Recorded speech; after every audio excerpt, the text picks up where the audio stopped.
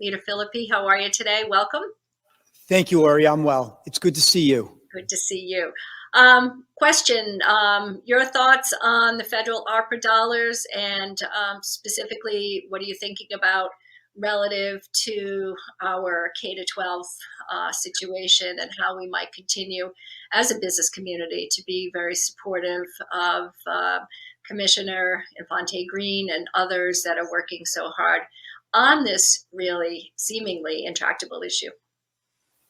I appreciate that. So I agree with the Senate President and the Speaker that these should be investments of the ARPA funds, but I also think we need to adjust to the realities that our citizens are facing today, specifically with what's going on in Ukraine and the increase in our gas prices. Right now, Rhode Island has a 35 cents per gallon tax that we're hitting people with every time they go to the pump. And I know Minority Leader Algier and Minority Whip Jessica Dale Cruz have proposed to eliminate our gas tax in the state for the next few years. And I really think we need to look at using some of our ARPA funds to do that. The gas tax is a regressive tax. It hurts the most vulnerable amongst us. And it's something that we need to look at immediately to provide relief for the pain at the pump that's only going to increase with the international problems we face. On education, Republicans have kind of taken a stance that I don't know many of my Democratic colleagues would agree with, but we have a crisis in this state. Everything we're talking about today is frankly a waste of time if we don't fix our education in this state. It's building castles on sand if we do not have a highly educated, critically thinking populace. We are failing generations of Rhode Islanders, mostly in urban schools and mostly among minority populations. You cannot have a robust economy without a critically thinking workforce, period. Until we get that fixed, a lot of the things we're doing is kind of a waste. It's a civil rights issue. Dr. Martin Luther King said, what does it profit someone to sit at an integrated lunch counter if they don't have enough money to buy a hamburger? Dr. King understood that in order to enjoy the fruits of legal equality, there must be economic opportunity. And central to economic opportunity is having a quality education. So it's not just a civil rights issue, it is an economic development issue, and it's something that we need to take a dramatic look at. We have proposed some type of school choice, some type of open enrollment, where if you are in a failing school, that you as a parent have a right to send your child to another public school in this state within certain zones. Many rich people have school choice and they exercise it every day in this state, either by moving to certain towns or by sending their children to private schools. We want our struggling communities to have that same choice. They need to get their children out of failing schools. We cannot expect them to wait 10 years for a school turnaround that may not even turn around the school and make things better. Every year we lose in our education for our kids is a year they don't get back. The most critical years are first, second, third, fourth, and fifth grade. If we don't save kids by then, the chance of getting them back is reduced. We also have a proposal to deal with our English as a second language crisis in this state.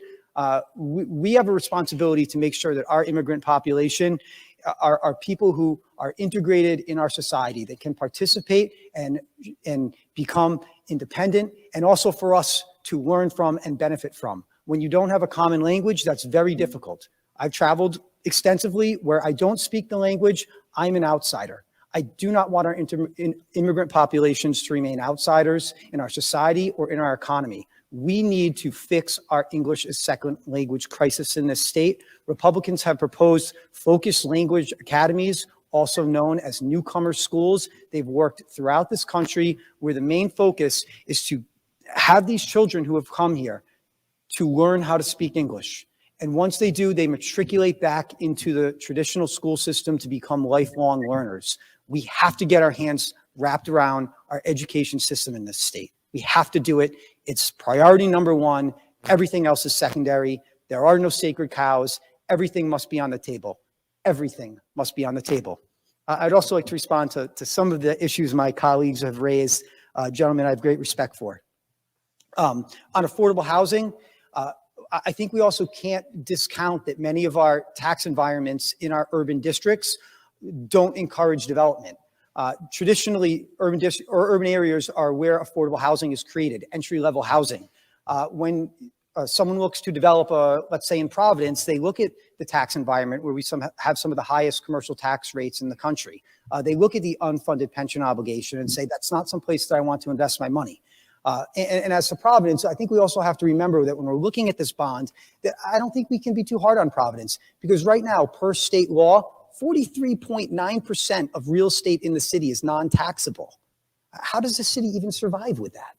So I think we as a legislature need to look at the exemptions that we're giving to a lot of these real estate holdings in the city and say, should we be making them exempt? How can Providence get back on its feet where nearly half of its real estate isn't taxed? As to the climate change issue, listen, this is an international problem. It needs to be solved through international agreements. Rhode Island is 1/8,000th of the world's population. Imagine having $8,000 in your pocket and pulling out a buck. That's Rhode Island. We're not going to stop the seas from rising on our own. We right now have the second lowest per capita emissions in the country, but some of the highest electric rates. We are doing our part.